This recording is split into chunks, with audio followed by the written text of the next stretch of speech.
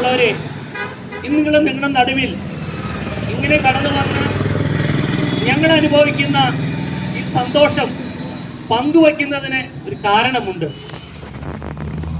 കേരളത്തിൽ ജീവിക്കുന്ന നമുക്ക് എല്ലാവർക്കും അറിയാം, നമ്മളെല്ലാവരും എന്തെങ്കിലും ഒരു അപകടം നമ്മുടെ മുന്നിൽ കാണുന്നുണ്ടെങ്കിൽ അതിനെതിരെ നിൽക്കുന്ന ഒരു കൂട്ടരാണ് കേരളീയർ.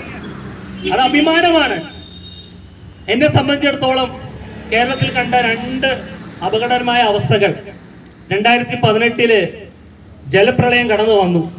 കേരള ജനത ഒറ്റക്കെട്ടായി നിന്ന് ആ ജലപ്രളയത്തെ നേരിട്ടു. അതിൽ നിന്നൊരു വിജയം കൈവരിച്ചു. അതിൽ നിന്ന് ഒരു ആശ്വാസം കൊണ്ടു നിൽക്കുമ്പോഴാണ് കോവിഡ് എന്ന മഹാമാരി 2019 കടന്നു വരികയാണ്. എന്നെ കേൾക്കുന്ന പ്രിയമുള്ളവരെ, അതിൽ നിന്നും നാം രക്ഷപ്പെടുവാൻ വേണ്ടി ഗവൺമെന്റ് നിർദ്ദേശിച്ച സകല കാര്യങ്ങളും ഒരു മാറ്റം കൂടാതെ ചെയ്ത് അതിനെ തുരത്തുവാൻ നാം ഒറ്റക്കെട്ടായി നിന്നു. ലോകത്തിൽ അനേകം ആളുകൾ കൊറോണ മുഖാന്തരം നഷ്ടപ്പെട്ടു. ലോകത്തുള്ള ഗവൺമെന്റ് എല്ലാം ഒറ്റക്കെട്ടായി എടുത്ത തീരുമാനത്തിന്റെ പരിണിത ഫലമാണ് കൊറോണയിൽ നിന്നൊരു മോചനം നേടുവാൻ സാധിച്ചത്. അതൊരു അപകടം പിടിച്ച ഒരു അസുഖമായിരുന്നു. കാരണം കൊറോണ കടന്നു വന്നാൽ അവന് ചിലപ്പം മരണം വരെ സംഭവിച്ചേക്കാം, ശരീരം ബലഹീനമായി മാറിയേക്കാം. പറയാൻ പറ്റാത്ത അപകടരവസ്ഥയിലേക്കാണ് കൊറോണ നയിച്ചുകൊണ്ടിരുന്നത്. എന്നാൽ കൊറോണയിൽ നിന്നും ആളുകൾ മോചിതരായി. ജലപ്രളയത്തിൽ നിന്നും ആ അപകടകരമായ അവസ്ഥയിൽ നിന്നും തരണം ചെയ്ത് മോചിതരായി. ഇതെല്ലാം ഒറ്റക്കെട്ടായി നിന്നതിന്റെ ഒരു പരിണിത ഫലമാണ് വിജയം കൈവരിക്കാൻ സാധിച്ചത്. എന്നെ കേൾക്കുന്ന പ്രിയമുള്ളവരെ, കൊറോണ കടന്നു വന്നപ്പോൾ ലോകത്തുള്ള ഗവൺമെന്റ് എല്ലാം എടുത്തൊരു തീരുമാനമാണ് അതിനെതിരെ നിൽക്കുക എന്നുള്ളത്. അകലം പാലിക്കണം, കൈകൾ വൃത്തിയായി കഴുകണം, മാസ്ക് ധരിക്കണം. ഇങ്ങനെ അതിൻ്റെതായ നിർദ്ദേശങ്ങൾ അനുസരിച്ച് ആളുകൾ അതിനെ നേരിട്ട് വിജയം കൈവരിച്ചു. ലക്ഷണങ്ങൾ കണ്ടാൽ തിരിച്ചറിയാൻ സാധിക്കും. ശരീരത്തിൽ ശ്വാസമെടുക്കുമ്പോൾ ബുദ്ധിമുട്ട് കടന്നു വരും, ചുമ കടന്നു വരും, മണം ശ്വസിക്കുമ്പോൾ സ്മെല്ല് ലഭിക്കാത്ത അവസ്ഥ കടന്നു വരും, ഭക്ഷണത്തിന് രുചിയില്ലാത്ത അവസ്ഥ കടന്നു വരും. അങ്ങനെ കൊറോണയുടെ ലക്ഷണങ്ങൾ കടന്നു വരുമ്പോൾ ആ വ്യക്തി തിരിച്ചറിയും, എനിക്ക് കൊറോണ കടന്നു വന്നു, എനിക്ക് എത്രയും വേഗം ഇതിൽ നിന്നൊരു മോചനം വേണം. ഗവൺമെന്റ് എടുത്തൊരു തീരുമാനം, കേരള ഗവൺമെന്റ്, ഇന്ത്യ ഗവൺമെന്റ് മാത്രമല്ല ലോകത്തുള്ള സകല ഗവൺമെന്റും കൂടി ഒരു തീരുമാനമെടുത്തു. ഇതിനൊരു വാക്സിൻ ഇറക്കണം, ജനത്തെ ഈ അപകടത്തിൽ നിന്ന് രക്ഷിക്കണം. അപ്രകാരം വാക്സിൻ കടന്നു വന്നു. ജനങ്ങളെല്ലാം വാക്സിൻ എടുക്കുന്ന തിരക്കിലായിരുന്നു. കാരണം ഈ അപകടത്തിൽ നിന്ന് രക്ഷപ്പെടണം, കുടുംബം രക്ഷപ്പെടണം, കുടുംബത്തിലെ കുഞ്ഞുങ്ങൾ നശിച്ചു പോകരുത് എന്നുള്ള ഒരൊറ്റ ചിന്തയിൽ ആളുകളെല്ലാം വാക്സിൻ എടുത്തു. വാക്സിൻ എടുക്കുന്നതിന് കാരണം, ഇനി കൊറോണ ഒരു വൈറസ് അടുത്തകടെ കടന്നുപോയാൽ അതെന്റെ ശരീരത്തെ തൊടാൻ പാടില്ല, എനിക്ക് അതിൽ നിന്നൊരു വിജയം വേണം. എന്നെ കേൾക്കുന്ന പ്രിയമുള്ളവരെ, ജലപ്രളയത്തെക്കാളും കൊറോണയെക്കാളും അപകടം പിടിച്ച ഒരു വൈറസാണ് പാപമെന്ന വൈറസ്. എന്നാൽ ഈ പാപമെന്ന വൈറസിനെ ഒരു ഗവൺമെന്റ് പോലും ശ്രദ്ധിക്കാതെ കടന്നു പോകുമ്പോൾ അതിനെ തിരിച്ചറിഞ്ഞ് ആ പാപമെന്ന വൈറസിനെ തുരത്തുവാൻ സ്വർഗം കണ്ടുപിടിച്ച ഏക പദ്ധതിയാണ് കാൽവരിയിൽ നടന്ന യാഗം. അതിനുവേണ്ടി തന്റെ ഓമന പുത്രനെ കർത്താവായ യേശു ക്രിസ്തു ഈ താണഭൂമിയിലേക്ക് അയക്കുകയായിരുന്നു. എങ്ങനെയാണ് ഈ ഭൂമിയിൽ പാപം കടന്നു വന്നത്? ഈ ഭൂമിയിൽ ജനിച്ച് വളർന്ന് ജീവിക്കുന്ന ആളുകൾ എങ്ങനെയാണ് പാപത്തിന് അടിമയായി തീരുന്നത്? മനുഷ്യന്റെ ഉൽപ്പത്തിയാണ് ഇതിൽ നിന്ന് നമുക്ക് മനസ്സിലാക്കുവാൻ സാധിക്കുന്നത്. ദൈവം സൃഷ്ടിച്ച ആദ്യ മനുഷ്യനായ ആദമും ഹവ്വയും ദൈവത്തിന്റെ കൽപ്പന ലംഘിച്ചത് മുഖാന്തരമാണ് പാപം എന്ന വൈറസിന് മനുഷ്യൻ അടിമയായി തീർന്നത്. അല്ലാതെ കടന്നു വരുന്ന ഒരു പാപവും മനുഷ്യനെ തൊടുകയില്ലായിരുന്നു.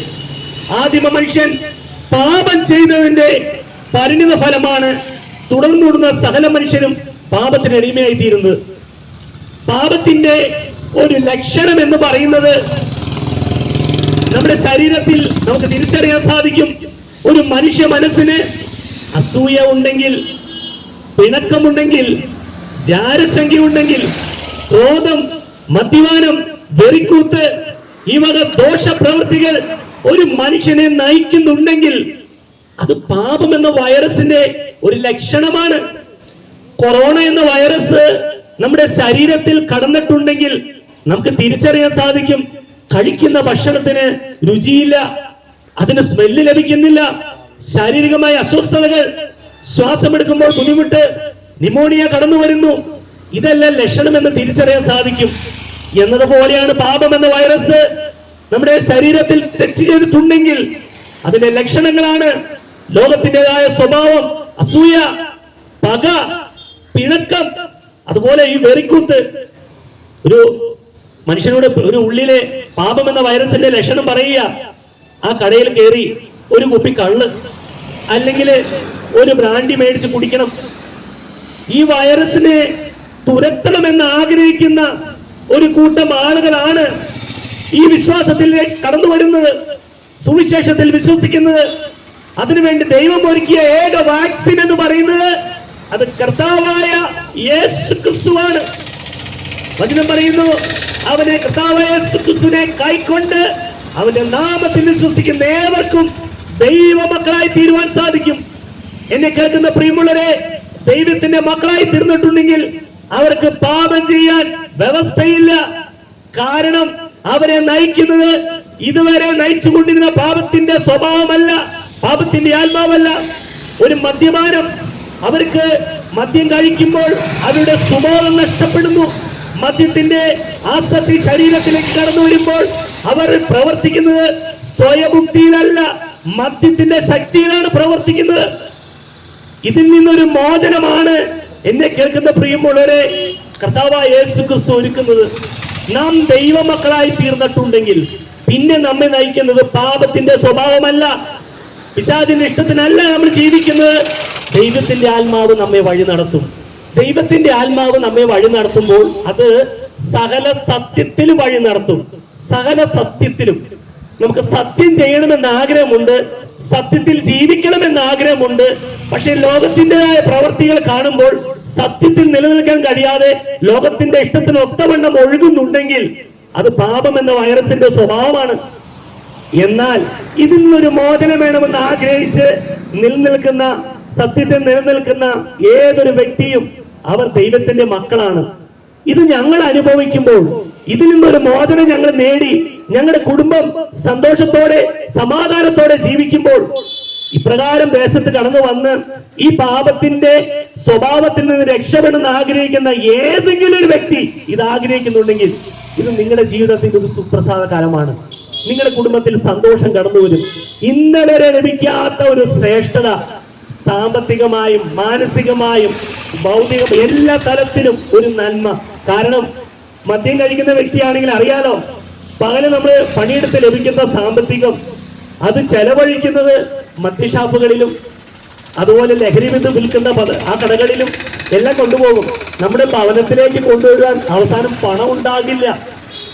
എന്നാൽ നാം ഇതിൽ നിന്നൊരു മാറി സത്യത്തിൽ ജീവിക്കുവാൻ തീരുമാനിക്കുമ്പോൾ നാം ജോലി ചെയ്യുന്ന പണം നമ്മുടെ കയ്യിൽ വരും. ഒരു മനുഷ്യൻ അവന്റെ ഒരു ആയുസ്സിൽ അവൻ ജോലി ചെയ്യുന്ന സാമ്പത്തികം ഇപ്രകാരം പാപത്തിന്റെ സ്വഭാവം വലിച്ചുകൊണ്ട് പോകുമ്പോൾ സ്വർഗത്തിലെ ദൈവം പറയുകയാണ്, ഞാൻ എന്റെ ഓമന പുത്രനെ താണഭൂമിയിലേക്ക് അയച്ചിട്ടുണ്ട്. നീ കർത്താവായ യേശു ക്രിസ്തുവിനെ കൈക്കൊണ്ടാൽ, വചനം പറയുന്നു, നീയും നിന്റെ കുടുംബവും രക്ഷ പ്രാപിക്കും. ഈ രക്ഷയാണ് മനുഷ്യനെ സമാധാനം നൽകുന്നത്, മനുഷ്യന് സന്തോഷം നൽകുന്നത്. ദൈവത്തിന്റെ ആത്മാവിന്റെ പ്രത്യേകത, നമ്മെ നയിക്കുന്ന ആത്മാവിന്റെ പ്രത്യേകത എന്ന് പറയുന്നത് സകല സത്യത്തിലും വഴി നടത്തുമ്പോൾ നാം സ്നേഹത്തിന്റെ ഉടമയായി തീരും. ഫലങ്ങൾ പുറപ്പെടുവിക്കാൻ തുടങ്ങും. അതുവരെ ഉണ്ടാകുന്ന അസൂയ ആ ഫലമല്ല, പക ആ ഫലമല്ല, പിണക്കം, ജാരശങ്കര, കോപം, വെറിക്കൂത്ത്, മദ്യപാനം, ഈ ഫലങ്ങളെല്ലാം പുറപ്പെടുവിക്കുന്നത് നാം ദൈവത്തിന്റെ മക്കളായി തീർന്നിട്ടുണ്ടെങ്കിൽ സ്നേഹം, സന്തോഷം, സമാധാനം, ദീർഘക്ഷമ, ദയ, പരോപകാരം, വിശ്വസ്തത, സൗമ്യത, ഇന്ദ്രിയ ജയം. കണ്ണുകൊണ്ട് വരെ നമുക്ക് ജയമെടുക്കുവാൻ സാധിക്കും. നമ്മുടെ നോട്ടം കൊണ്ട് നമ്മുടെ ശരീരത്തെ നശിപ്പിക്കുവാൻ, നമ്മളിൽ വ്യാപരിക്കുന്ന ദൈവത്തിന്റെ ശക്തിയെ നശിപ്പിക്കുവാൻ കഴിയാതെ വണ്ണം നമ്മെ സൂക്ഷിക്കുന്ന ഒരു വലിയ ശക്തി, ദൈവത്തിന്റെ ശക്തി, ഇന്ദ്രിയ ജയം. എന്നെ കേൾക്കുന്ന പ്രിയമുള്ളവരെ, ഇങ്ങനെ നല്ല സ്വഭാവത്തിന്റെ ഒരു ഉടമയായി ജീവിക്കണമെന്ന് ആഗ്രഹിക്കുന്ന ആരെങ്കിലും ഉണ്ടെങ്കിൽ നിങ്ങൾ ഒരു നിമിഷം പറഞ്ഞാൽ മതി, ഞാനൊരു പാപിയാണ്, എനിക്ക് ഈ ലോകത്തിന്റെ സ്വഭാവത്തിൽ നിന്ന് ഒരു മോചനം വേണം, എനിക്ക് ആളുകളെ സ്നേഹിക്കാൻ കഴിയണം. എന്നോട് സംസാരിക്കുന്ന ആളുകളോട് എൻ്റെ ഉള്ളിൽ കോപം കടന്നു വരുമ്പോൾ അത് പാപത്തിന്റെ ഒരു സ്വഭാവമാണെന്ന് തിരിച്ചറിഞ്ഞ് എനിക്ക് ദൈവത്തിന്റെ ഒരു സ്വഭാവം വേണം, സ്നേഹം വേണം. സ്നേഹത്തിന്റെ ഉടമയായി തീർന്നാൽ എന്നെ കേൾക്കുന്ന പ്രിയമുള്ളവരെ, നമ്മുടെ ജീവിതത്തിലേക്ക് സന്തോഷം കടന്നു വരും. സന്തോഷമുള്ള കുടുംബത്തിലും സന്തോഷമുള്ള വ്യക്തിയുടെ ഹൃദയത്തിലും മാത്രമേ സമാധാനം ഉണ്ടാക്കിയുള്ളൂ. ഭൂമിയിൽ ജീവിക്കുന്ന ഏതൊരു വ്യക്തിയും ആഗ്രഹിക്കുന്ന കാര്യമാണ് എനിക്ക് സമാധാനം വേണമെന്നുള്ളത്. സമാധാനം വേണമെന്നുണ്ടെങ്കിൽ സ്വർഗം കണ്ടുപിടിച്ച കർത്താവായ യേശു ക്രിസ്തുവിനെ രക്ഷകനും നാഥനുമായി സ്വീകരിച്ചാൽ മാത്രമേ നമുക്ക് സമാധാനം നേടുവാൻ സാധിക്കുകയുള്ളൂ. നമ്മുടെ കുടുംബത്തിലേക്ക് സന്തോഷം കടന്നു വരികയുള്ളൂ. നാം സ്നേഹിക്കുന്ന വ്യക്തിയായി തീരുകയുള്ളൂ.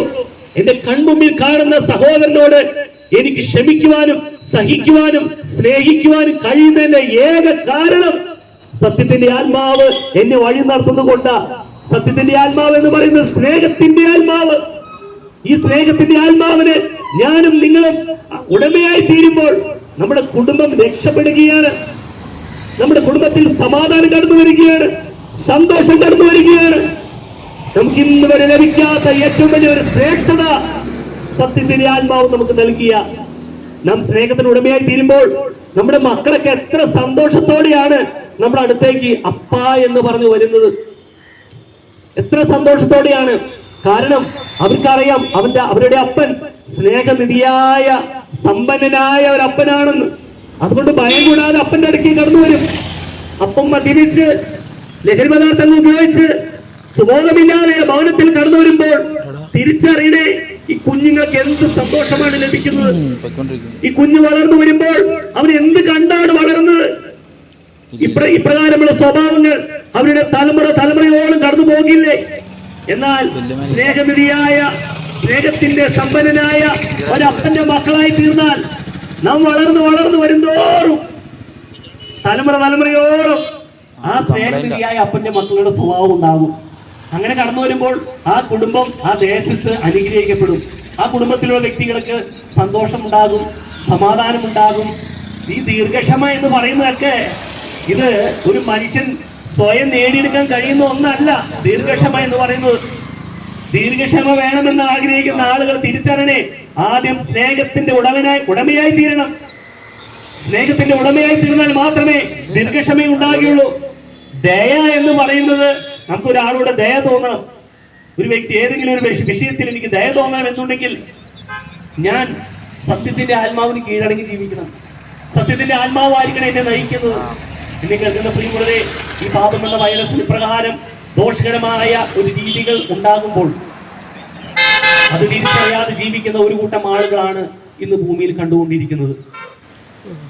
ഇതിന്റെ ഒഴുക്ക് എങ്ങോട്ടാണ് എന്ന് പോലും തിരിച്ചറിയുന്നില്ല. ഭൂമിയിൽ ജീവിക്കുന്ന സകല മനുഷ്യനും മനസ്സിലാക്കണം, നമുക്കൊക്കെ ദൈവം ഒരു നിശ്ചിത പീരീഡേ ഈ ഭൂമിയിൽ തന്നിട്ടുള്ളൂ.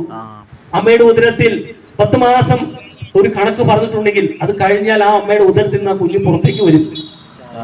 ഈ ഭൂമിയിൽ വരുന്ന ഏതൊരു മനുഷ്യൻ സ്ഥിരമായി ഈ ഭൂമിയിൽ ഉണ്ടാകുമെന്ന് ഉറപ്പിച്ച് പറയാൻ കഴിയില്ല. താൽക്കാലിക ജീവിതമാണ് നയിക്കുന്നത്. ആ ജീവിതം കഴിഞ്ഞാൽ ഈ മനുഷ്യൻ എങ്ങോട്ടാണ് പോകുന്നത്? നമ്മുടെ ഇഷ്ടത്തിനൊത്തവണ്ണം ഈ ഭൂമിയിൽ ജീവിച്ച് നാം മരിച്ചു പോയാൽ ആത്മാവ് വന്നടത്തേക്ക് തന്നെ കടന്നു ചെല്ലും. വചനപ്രകാരം പറയുന്ന പൊടി പണ്ടായിരുന്ന പോലെ പൊടിയിലേക്ക് തിരികെ ചെല്ലും. ആത്മാവോ അതിനെ നൽകിയ ഊണ്ടേവന്റെ അടുക്കിലേക്ക് ചെല്ലും. അപ്പോൾ നാം കണക്ക് കൊടുക്കണം. ഇന്ന് എല്ലാവരും ഒന്ന് നമ്മുടെ നെഞ്ചത്തൊക്കെ കൈവച്ച് നോക്കി, നമ്മുടെ നെഞ്ചത്ത് ഒരു ശബ്ദം കേൾക്കാം, ഒരു ശബ്ദം കേൾക്കാം. ഇത് നമ്മുടെ കഴിവോ നമ്മുടെ ശ്രേഷ്ഠതയോ ഒന്നുമല്ല. സൃഷ്ടിച്ച സൃഷ്ടാവാണ് ഈ ജീവൻ നൽകിയത്. അമ്മയുടെ ഉദരത്തിൽ ഉരുവാകുമ്പോൾ അതിൽ ഹാർട്ട് ബീറ്റ് വന്നില്ല എങ്കിൽ ആ കുഞ്ഞ് അത് കുഞ്ഞാകില്ല, അതൊരു വെറും മാംസപിണ്ഡമാണെന്ന് പറഞ്ഞ് ഡോക്ടർ അതിനെ അബോർഷൻ ചെയ്ത് കളയും. ഡോക്ടർ പറയുന്ന ഒരു കാര്യമുണ്ട്, കുറച്ച് ദിവസം കൊണ്ട് വെയിറ്റ് ചെയ്യാം, 10 ദിവസം കൊണ്ട് വെയിറ്റ് ചെയ്യാം, എന്നിട്ടും ഹാർട്ട് ബീറ്റ് വന്നില്ലെങ്കിൽ അബോർഷൻ ചെയ്ത് തിരിച്ച് കളയാം. എന്നെ കേൾക്കുന്ന പ്രിയമുള്ളവരെ, എവിടെ നിന്നാണ് ഈ ഹാർട്ട് ബീറ്റ് വന്നത്? അത് ഉയരത്തിൽ നിന്നാണ് കടന്നു വരുന്നത്. ഇന്ന് നാം ശ്വസിക്കുന്ന ഈ ശ്വാസം നമ്മെ സൃഷ്ടിച്ച ദൈവത്തിന്റെ വായിലെ ശ്വാസമാണെന്ന് ഭൂമിയിൽ ജീവിക്കുന്ന സകല മനുഷ്യരും മനസ്സിലാക്കണം. കാരണം ആദിമ മനുഷ്യനെ ദൈവം സൃഷ്ടിച്ചപ്പോൾ അവന്റെ മൂക്കിൽ ജീവശ്വാസം ഊതി. അങ്ങനെ മനുഷ്യൻ ജീവനുള്ള ദേഹിയായി തീർന്നു. മനുഷ്യന്റെ ഉൽപ്പത്തിയെ കുറിച്ച് വളരെ വ്യക്തമായും പറയുന്ന ഏക പുസ്തകം അത് സത്യവേദ പുസ്തകം മാത്രമാണ്. ആ വേദപുസ്തകത്തിൽ പറയുന്നതനുസരിച്ചാണ് ഈ ഭൂമിയിലെ ഓരോ കാര്യങ്ങളും ഇന്ന് വരെ നിയന്ത്രിച്ചുകൊണ്ടിരിക്കുന്നത്. ദൈവമാണ് ഇതിന്റെ എല്ലാത്തിനും ആധാരമായി തീർന്നത്. ഇതിൽ നിന്ന് വ്യത്യസ്തമായി മനുഷ്യൻ മാറുന്നത് പാപമെന്ന വൈറസ് മനുഷ്യനെ കീഴടക്കിയതുകൊണ്ടാണ്. മരണത്തിന്റെ അധികാരിയായ പിശാച് മനുഷ്യനെ തെറ്റ് ചെയ്യിപ്പിച്ചതുകൊണ്ടാണ്. അങ്ങനെയാണ് സകല മനുഷ്യനും പാപത്തിന് അടിമയായി തീർന്നത്. ഇതിൽ നിന്നൊരു മോചനമാണ് മനുഷ്യന് ആവശ്യം. ഞാനൊരു പാപിയായ വ്യക്തിയാണ്, എനിക്കൊരു നല്ല ജീവിതം നയിക്കണമെന്ന് ഞാൻ ആഗ്രഹിക്കുന്നു. കർത്താവ് അതിനെ സഹായിക്കണം. ഈ ശബ്ദം കേൾക്കുന്നത് ഞാൻ വിശ്വസിക്കുന്നു. ഈ സുവിശേഷത്തിൽ ഞാൻ വിശ്വസിക്കുന്നു. കർത്താവായ യേശു ക്രിസ്തുവിനെ ഞാൻ വിശ്വസിക്കുന്നു. എന്നെ കേൾക്കുന്ന പ്രിയമുള്ളവരെ, നിങ്ങളുടെ ഹൃദയത്തിലേക്ക് സന്തോഷം കടന്നു വരും. നിങ്ങളുടെ കുടുംബത്തിലേക്ക് സമാധാനം കടന്നു വരും.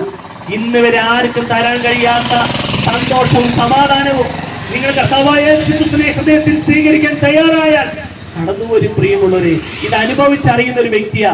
അനുഭവമാണ് ഏറ്റവും വലിയ അധ്യാപകനെന്ന് മലയാളികൾ വളരെ ആഘോഷത്തോടെ സന്തോഷത്തോടെ പറയും. പക്ഷെ അനുഭവം കൊണ്ട് തിരിച്ചറിയുന്നതുകൊണ്ടാണ് എവിടെ നിന്ന് വിളിച്ചു പറയുന്നത്. ഇതുപോലെ ഒരു കാലത്ത് 1986 മറ്റൊരു ദേശത്ത് ആഴകത്ത് നിന്ന് കടന്നു വന്ന കർത്താവിന്റെ ദാസന്മാർ സത്യസുവിശേഷം പറഞ്ഞത് മുഖാന്തരമാണ് ഇന്ന് ഞാൻ ഇവിടെ നിന്ന് ഇത് വിളിച്ചു പറയുന്നത്. ഈ ശബ്ദം കേൾക്കുന്ന നിങ്ങളുടെ കാതുകളിൽ ഇത് വൃഥാവായി തീരുകയില്ല. നിങ്ങളുടെ ഏത് പ്രശ്നമാണെങ്കിലും, നിങ്ങൾ എങ്ങനെയാണ് നിങ്ങൾ ജീവിക്കുന്നത്, ആ ജീവിതത്തിൽ നിന്ന് ഒരു മോചനം നിങ്ങൾ ആഗ്രഹിക്കുന്നുണ്ടെങ്കിൽ ഇരിക്കുന്ന ഇരിപ്പിൽ പറഞ്ഞാൽ മതി, കർത്താവേ, ഞാനൊരു പാപിയായ വ്യക്തിയാണ്, എന്നോട് ക്ഷമിക്കണമേ, എന്നോട് കരുണ കാണിക്കണമേ, കർത്താവിനെ ഒരു പൈതലായി ജീവിക്കാൻ ഞാൻ ആഗ്രഹിക്കുന്നു. അങ്ങനെ നിങ്ങൾ പറയാൻ തയ്യാറാണെങ്കിൽ കർത്താവ് നിങ്ങളെ സഹായിക്കും, കർത്താവ് അനുഗ്രഹിക്കും. ഈ വചനങ്ങളാൽ ദൈവം നിങ്ങളെ ധാരാളമായി അനുഗ്രഹിക്കട്ടെ എന്ന് ആത്മാർത്ഥമായി ആശംസിച്ചുകൊണ്ട് ഞാൻ എൻ്റെ വാക്കുകളെ അവസാനിപ്പിക്കുന്നു. ദൈവം സഹായിക്കട്ടെ.